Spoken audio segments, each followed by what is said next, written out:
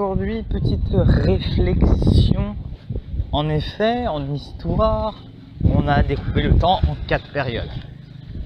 L'Antiquité, le Moyen-Âge, l'époque moderne et l'époque contemporaine. Et aujourd'hui, je vais insister sur quoi? Sur le fait que le découpage de l'Antiquité et le Moyen-Âge n'était pas forcément le plus opérant. En effet, on vous a appris à l'école déjà que le Moyen-Âge commence en 476 avec la chute de l'Empire romain d'Occident. Enfin, l'Empire romain. Je ne précise même pas que c'est l'Empire romain d'Occident. Il y a un truc qui est à l'Orient qui s'appelle l'Empire byzantin qui va durer jusqu'en 1453. Donc déjà voilà, on annonce un truc qui est déjà foncièrement valable. Déjà pour l'Europe, difficile de dire si c'est vraiment une rupture. Beaucoup d'historiens disent que 467, bon bah, il n'y a plus d'empereur. Ouais.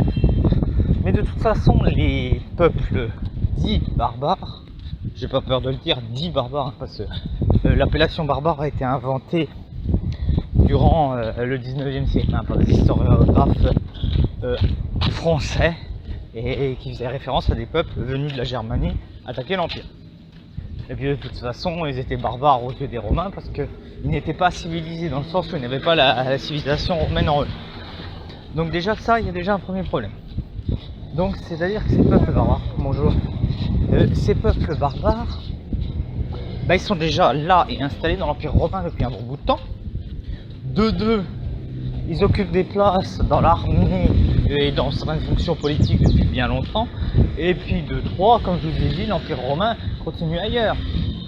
Et puis de toute façon, l'Empire romain est dans un tel état de déclin et de convulsion depuis un siècle que le fait qu'il y ait plus d'empereur ou pas, toi c'est un petit peu comme ta grand-mère qui est mourante, bon bah, le jour où elle casse sa pipe, ouais bon bah, il y a un état de fait, oui, mamie est morte, mais bon, ça faisait quand même un an qu'elle était à moitié crevée quoi. Voilà. Et puis ailleurs, ça pose énormément de problèmes parce que cette chute de la romanité, certes, n'a impacté l'Afrique du Nord, mais bon, les royaumes vandales vont s'installer un petit peu plus tard que 476. En Afrique noire, la réelle coupure, c'est plutôt l'arrivée des Européens à la fin du 15e siècle, parce qu'autrement, le fonctionnement local, il ne change pas beaucoup. Ouais, certes, on a une succession d'empires qui se succèdent en Afrique de l'Ouest, mais dans une logique tout à fait africaine, c'est-à-dire des ethnies qui se combattent, une ethnie qui est plus forte, qui agglomère d'autres ethnies ou d'autres peuples, former un royaume. Quand ce royaume devient un peu plus grand, ou quand ces royaumes un peu plus grands englobent d'autres royaumes, ils deviennent un empire. C'est logique, ça bouge pas. Bon, après il y a l'arrivée de l'islam, oui. L'arrivée de l'islam serait plus vraiment le début du Moyen-Âge africain. En Asie, bon, à part l'Inde qui va connaître l'arrivée des musulmans, la Chine, le Japon, ça reste des grands empires organisés, centralisés, avec une belle avancée technologique, notamment pour la Chine. Pour eux, rien ne change. L'Océanie et l'Amérique, qui sont tellement à part, de par leur éloignement et par le manque de technique européenne, à part les dracars, mais bon, voilà, c'est réellement emmerdé. Eux aussi gardent leur fonctionnement propre, et ce sans avoir un réel changement. Là aussi, la réelle coupure serait le 15e siècle. Et c'est pour ça qu'en historiographie, on a des mecs comme Jacques Le Goff qui ont inventé le concept de long Moyen-Âge, qui va à peu près du 4e siècle jusqu'à la Révolution française. C'est là, au moment de la Révolution française, qu'il y a une réelle coupure. Fin de la féodalité et nouvelle conception de l'homme dans sa cité, par l'invention du citoyen, dans le sens moderne du truc. On a le principe d'antiquité tardive, qui regrouperait, de Constantin, c'est-à-dire l'époque où l'Empire romain devient chrétien, jusqu'au Xe siècle, où vraiment on a un mélange entre ce qui se fait dans le monde romain, ce qui se fait dans les mondes germaniques, ça fusionne, tu sais, comme dans Dragon Ball Z, et hop, tu as une société à part. Et après ça, on part sur un truc qui s'appelle la lourde féodalité. Alors, la grande thématique, c'est de se dire qu'il n'y aura pas d'homme providentiel pour l'Afrique. Ah ouais, je t'assure. L'idée de se dire, on a beaucoup entendu ces discours, ah oui, mais si toute l'Afrique avait été dirigée par des Sankara, ça irait mieux. La réponse est non. Parce que si tu veux développer un continent, même s'il y a toutes les réserves possibles et imaginables sur le mot développer, c'est pas des hommes qu'il faut, c'est des concepts. Pourquoi? Parce que l'homme meurt, l'homme il est difficile de lui faire changer ce qu'il pense, l'homme est améliorable et il n'y a pas une marge de manœuvre énorme.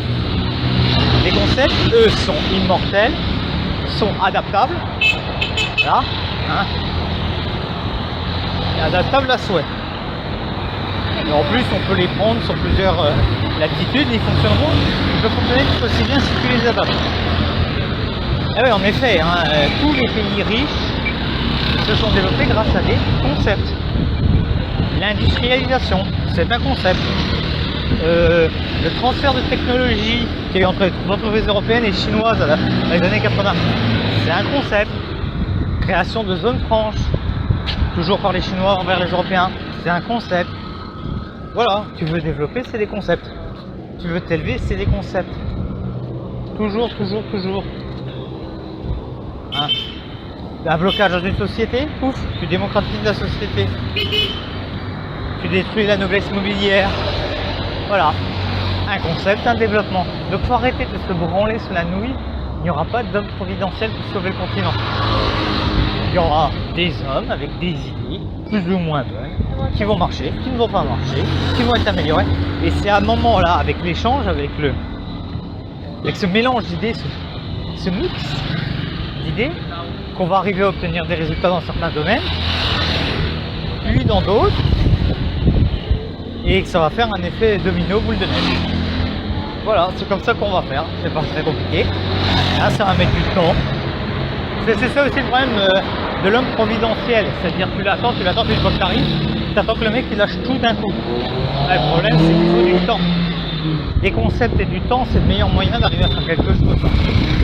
Imaginez-vous comment les Chinois ils ont mangé de la vache enragée quand même pendant des années, des décennies, entre le déclin de leur empire qui est situé dans le 19e siècle et quand ils sont devenus une des premières puissances mondiales dans les années 2000. Ah, ils ont connu quand même plus d'un siècle un peu compliqué, on va dire. Donc voilà, c'est les concepts. Les concepts sauvent l'homme. Les concepts structurent l'homme, sa pensée et son action. Pour en finir avec l'aide au développement. Alors, je suis partisan de la suppression de l'aide au développement des pays les plus riches aux pays plus pauvres. Pour 3 raisons. Déjà, premièrement, définis-moi qu'est-ce que le développement. Hein, qu'est-ce que le développement? Par rapport à qui? Par rapport à quoi? De 1. De 2. Ce n'est pas de l'argent qu'ont besoin les États sous-développés, c'est de structuration. Voilà. Tu peux donner tout le pognon que tu veux pour financer l'agriculture. Ouais, tu vas me dire, ouais, mais ça finance des projets. Non, non. Il faut qu'il y ait une structuration, déjà, du métier d'agriculteur, une structuration du marché. Parce qu'il faut bien produire des trucs, mais il faut pouvoir les vendre à un prix accessible à tout le monde, aux bourses locales. Et une structuration d'un point de vue de l'industrie agroalimentaire. De toute façon, tu n'as pas d'industrie, ça ne sert à rien. Voilà. Il y a pour l'Afrique une africanisation des concepts, parce que l'Africain, malheureusement, copie beaucoup trop le blanc. C'est voulu, hein. Depuis la décolonisation, on fait comme les blancs. Le problème, c'est qu'on est en Afrique. Troisième point, et peut-être le plus important,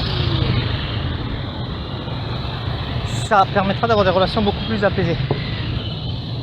Le blanc ne passera plus pour le grand frère qui donne de l'argent, qui donne des conseils à tout le monde. L'Africain est automatisé, hein. Les pays moins développés sont automatisés, ils sont mis face à leurs responsabilités. Et là, on est plus dans l'efficacité. On est plus dans l'efficacité. Arrêtons de déverser des milliards. Arrêtons de déverser des milliards. De toute façon, ça ne sert à rien. Point numéro 4. Vous avez vu tout l'argent qu'on a versé en Afrique? Est-ce que ça a aidé les Africains? La réponse est non. Parce que les mots sont beaucoup plus profonds, beaucoup plus transversales. Donc voilà. Arrêtons ces conneries et faisons les choses bien. Laissons les pays sous-développés se développer à leur manière, sans avoir à leur donner de l'argent et une aide au développement. À un moment, fini les sentiments, fini l'aide. Bienvenue dans la réalité, le real politique. Hein, il y a des riches, il y a des pauvres. Eh ben t'en chies quoi, c'est la vie. Je suis là à dire, et de plus de ces difficultés, dans les temps les plus difficiles, c'est là que ressortent les hommes les plus forts. dans le sens humanité. Et oui, faut pas avoir peur. Voilà. Vous imaginez certains États mis devant leurs responsabilités puis avoir d'aide au développement, et ben ça va leur imposer un petit renouvellement du personnel politique et à se sortir les doigts du cul des fois.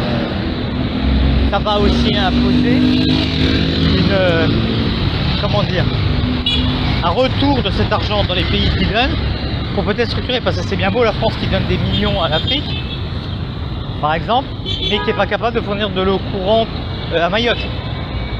Donc voilà, logique, pragmatisme, efficacité.